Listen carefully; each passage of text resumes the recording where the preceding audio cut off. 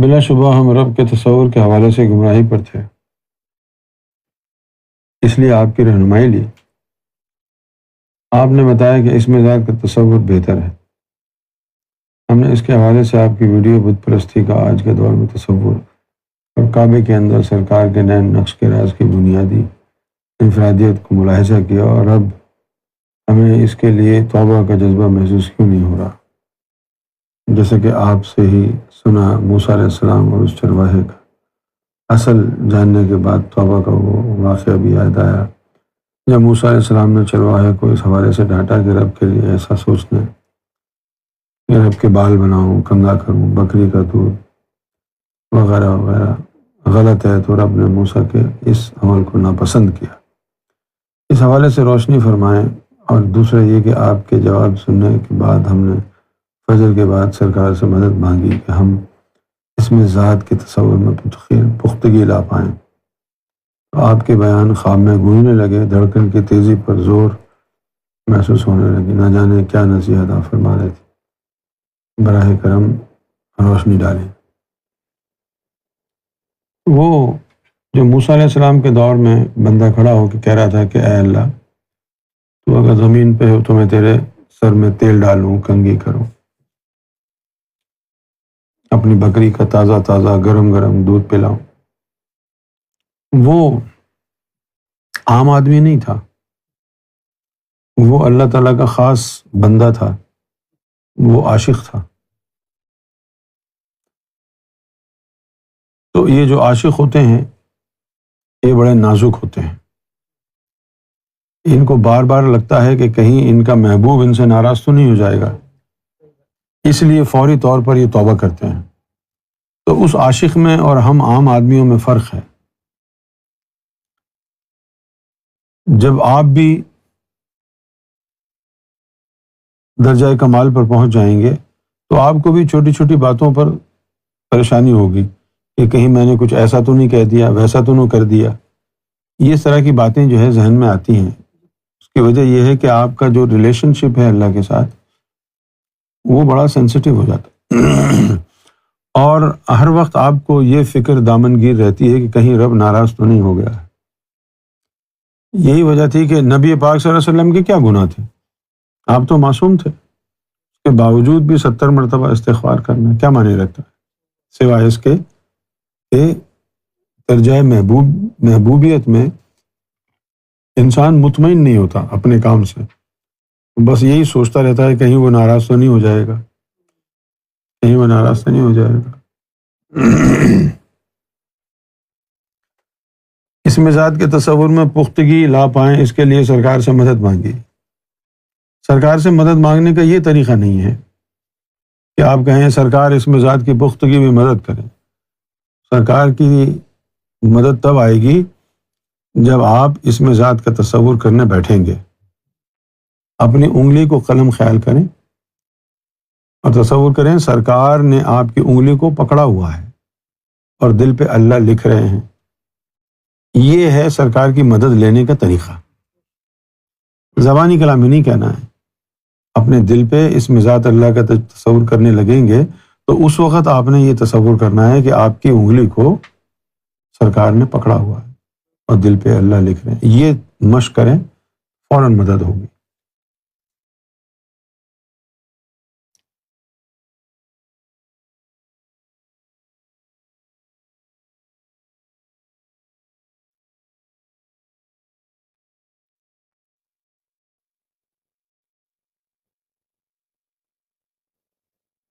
مستقیم Saifi, Amroha, U P, India. میرا ایک سوال ہے کہ ایک مسلمان دوسرے مسلمان سے یا کوئی بھی دھرم والا ہو وہ کسی دوسرے کی خوشی نہیں چاہتا اور اس سے حسد اور جلن کیوں رکھتا ہے، جبکہ عزت، شہرت، پیسہ، رتبہ، خوشی، محبت تو اللہ کی نعمت ہے۔ اللہ کا کس بندے سے کیسا تعلق ہے، اور اگر اللہ کسی کو اپنی نعمتوں سے نواز رہا ہے، اللہ دے رہا ہے، بندہ اس کی رحمت سے لے رہا ہے،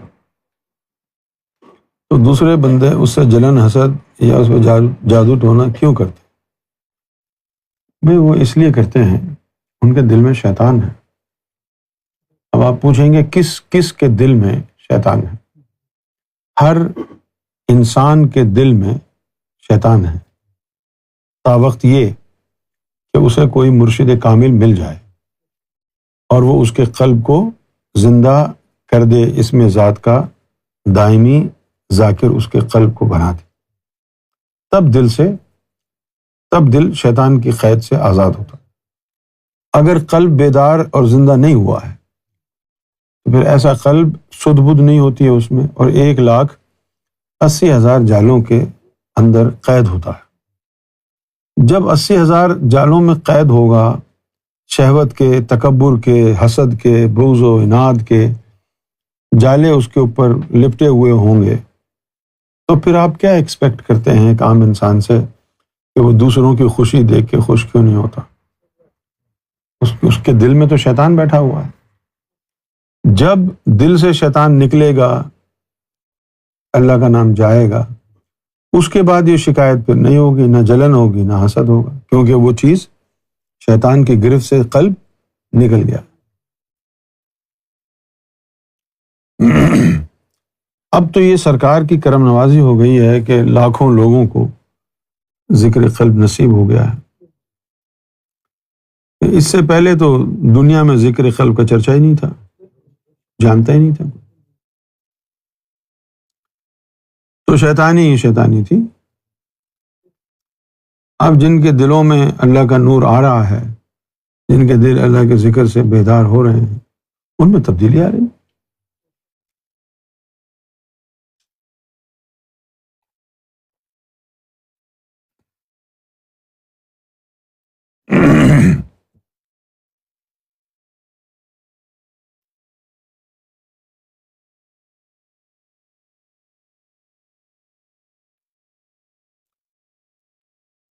محمد کلام آزاد، دہلی، گوہر شاہی، مرحبا۔ کل رات خواب میں دیکھا کہ میری دادی کے مٹی کے گھر میں سرکار گوہر شاہی سونے کے لیے آئے ہوئے ہیں۔ میں سرکار کے پاس جا کر زار و قطار رو کر عرض کرتا ہوں کہ مجھے معاف فرمائیں، اور یہ معافی کس لیے مانگ رہا تھا یاد نہیں۔ سرکار سے عرض کی کہ مجھ پر نظر کرم فرما دیں، تو سرکار نے مسکرا کر اپنا ہاتھ میرے سر پر رکھ کر فرمایا چلو نظر کرم فرما دی، اور معاف کر دیا۔ پھر میں نے سرکار کے ہاتھوں اور قدم مبارک کا بوسہ لیا، اور اس وقت میرا ذکر بہت تیز تھا۔ میں نے خواب میں ہی یہ واقعہ گھر والوں کو سنایا تو کسی نے میرا یقین نہیں کیا۔ اس خواب کا کیا مطلب ہے؟ اس خواب کا وہی مطلب ہے جو تم نے بتایا ہے، سرکار کا کرم ہو گیا ہے۔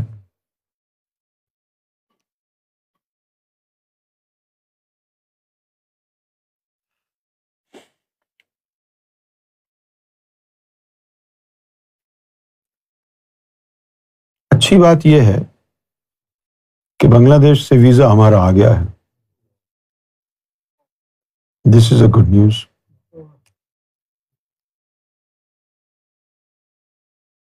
اب جائیں گے کچھ دنوں بعد۔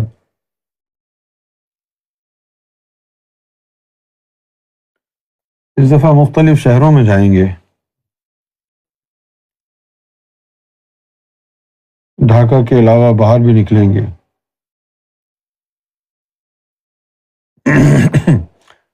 ہر جگہ نہیں جائیں گے،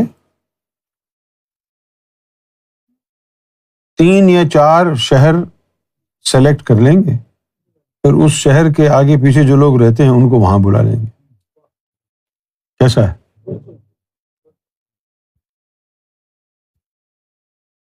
چٹاگانگ میں بھی ہیں لوگ،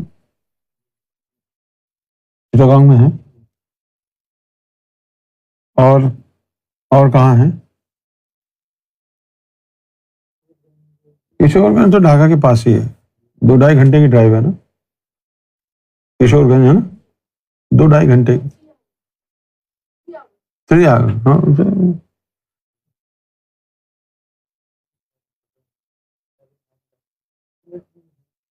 سلیٹ کہاں پر ہے؟ وہ تو بہت اوپر ہے۔ اوپر ہے، ایئرپورٹ ہے، مطلب باہر جا سکتے ہیں۔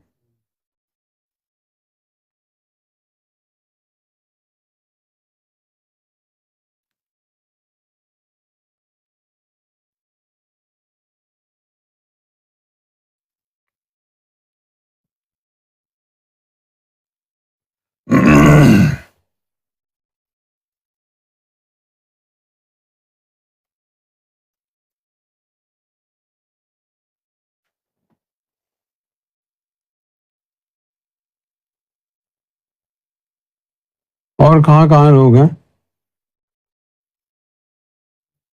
چٹاگانگ کو ابھی چٹوگرام کہتے ہیں، چٹوگرام، چٹوگرام۔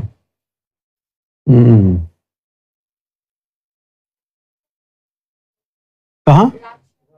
راجشاہی، کھلنا، اچھا، کھلنا کہاں ہے بھائی؟ راجشاہی یہ ہے،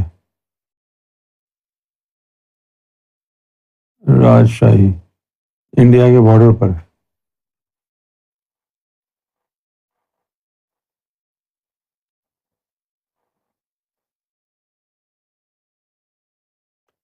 سلہٹ تو بہت دور ہے، لیکن وہ چلے جائیں گے بائی ایئر۔ اور راجشاہی کتنی دیر کا راستہ ہوگا؟ 4-5 گھنٹے؟ اوکے۔ کھلنا جو ہے نیچے ہے۔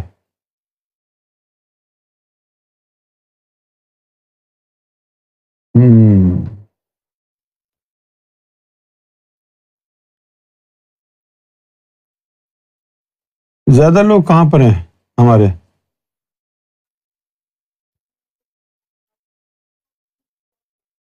کشور گنج میں بہت زیادہ ہیں؟ اچھا، نارائن گنج، نارائن گنج کہاں پر ہے؟ ڈھاکہ کے پاس ہی، اچھا۔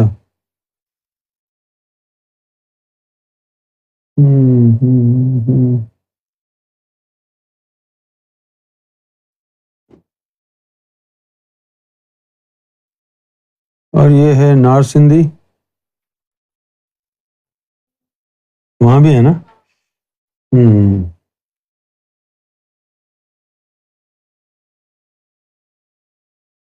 نارائن گنج، یہ تو ساتھ ساتھ ہی ہے، نارائن گنج۔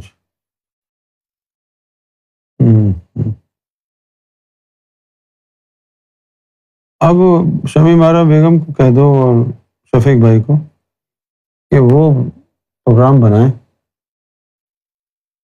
کہاں کہاں جانا ہے۔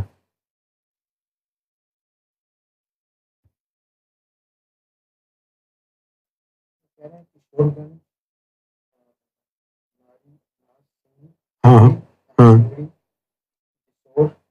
جیسور، اچھا، اور کہاں؟ اچھا،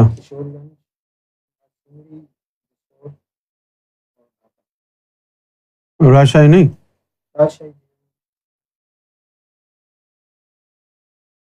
نہیں؟ اچھا، راجشاہی۔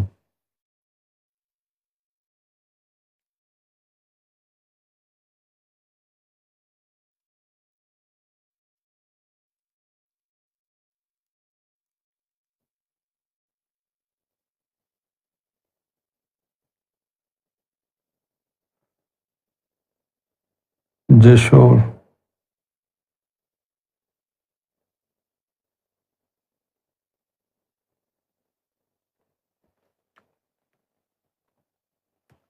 پروگرام وغیرہ رکھ کے، پروگرام بنا کے ڈیٹس ہمیں بتا دیں پھر، ہے نا؟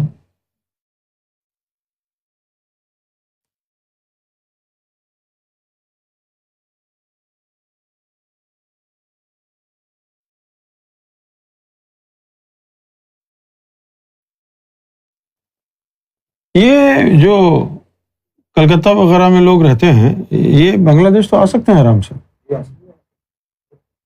تو ان کو کلکتہ والوں کو کہو کہ بھئی ادھر آ جاؤ بھر بھر کے، ہے نا؟ ان کو تو ویزے وغیرہ کی پریشانی نہیں ہوگی۔ ایسے ہی آ جاتے ہوں گے. نہیں میں ویزے کا پوچھ رہا ہوں.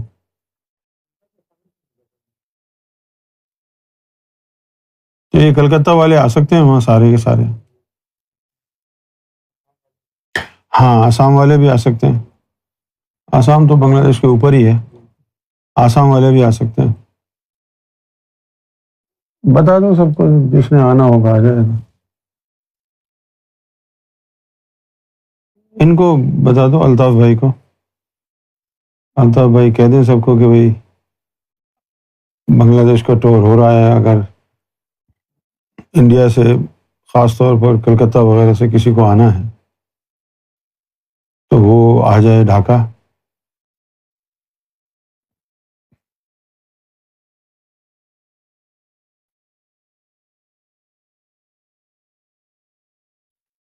ویزا تو مل جاتا ہے آرام سے، انڈین پاسپورٹ کا ویزا مل جاتا ہے ویزا.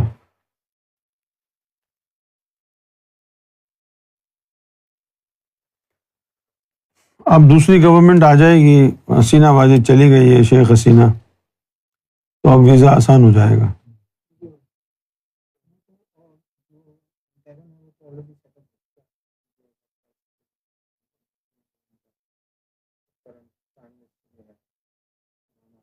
آگے تو کب چلو گے؟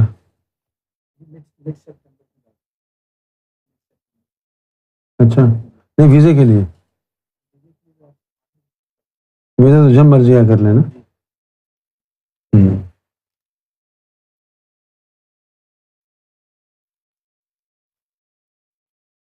ویزا وغیرہ لگا لیں، پھر سپٹمبر کے پہلے ہفتے میں نکل جائیں گے.